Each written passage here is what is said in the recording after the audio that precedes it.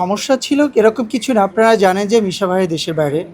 আমাদের হচ্ছে দীপজল চাচু আপাতত ওনার জায়গায় আমাদের আরমান স্যার কাজ করছে। রুবেল ভাইকে যেহেতু সিনিয়র ভাইস প্রেসিডেন্ট, ওনার অনুমতিটা ছাড়া আসলে আমরা মানে এটা তো আমরা ছোট করে চাইলেও করতে পারছি না। বিকজ আমাদের একজন সহকর্মী সে একজন আর্টিস্ট এবং একজন হিরোইন, তার অনেক বড় একটা সার্কেল আছে।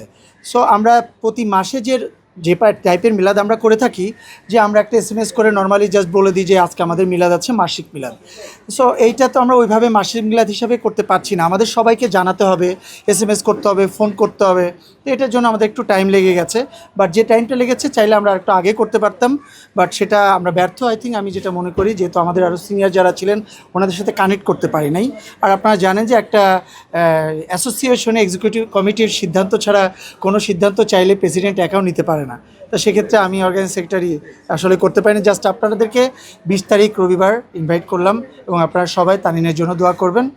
এবং আমি আমার অন্তরস্থল থেকে আপনাদের জন্য অনেক বেশি ভালোবাসা রইলো, অনেক বেশি দোয়া রইলো। কিন্তু অনেক স্মৃতি ভাই, এটা বলার মতো না। অনেক স্মৃতি বলতে গেলে অনেক সময় হতো না রে, রাত 12টা বেজে গেছে, ওকে জানেনি, কিন্তু আমার আরও ফ্রেন্ড শিপন জন থেকে শুরু করে আরও ফ্রেন্ডরা সব হুট করে বাসায় চলে আসছে।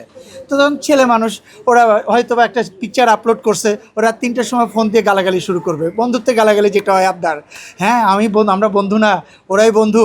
আমাকে একবার জানানো, অবশ্য ওর বাসা আমার বাসা থেকে ধরতে গেলে 4টা বিল্ডিং পরেই, তো আমাকে জানানোর একবারও প্রয়োজন মনে করি না। এইভাবে আর কি সবসময় একটা আবদার নিয়ে কথা বলতো। আর ওর ভিতরে একটা জিনিস লক্ষ্য করেছি যে ও হচ্ছে ওপেন মাইন্ডে বলতে গেলে পিছনে কোনো কথা বলবে না কাউকে নিয়ে, সব ওপেন বলবে। আপনার ভালো লাগছে না, আপনাকে ওপেন বলবে যে আপনাকে ভালো লাগে না, বাট পিছনে কোনো কথা বলবে না।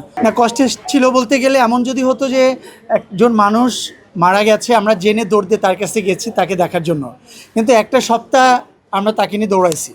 একটা সপ্তাহ সমস্ত ডক্টরদেরকে আমরা মিটিং করেছি, বিভিন্ন জায়গায় ট্রাই করেছি, বিভিন্নভাবে বড় বড় ডক্টরদের সাথে কথা বলেছি, এবং আমরা জানতেছি যে লোকটার মানে এখন পর্যন্ত শ্বাস আছে, সে নিশ্চয়ই ব্যাক করবে।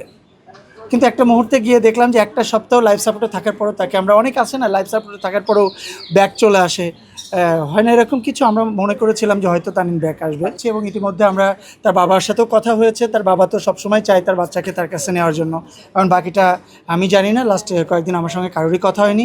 আমি কাল পরশু ওর বাবা হচ্ছে ফ্লাইটে আছে দেশের বাইরে, দেশে ঢুকলে হয়তো বা সব কিছু নিয়ে কথা হবে। এটা তো তার বাবা জানবে, যেহেতু মা নাই, তার বাবা জানবে অ্যাকচুয়ালি তার সিদ্ধান্ত কী হবে।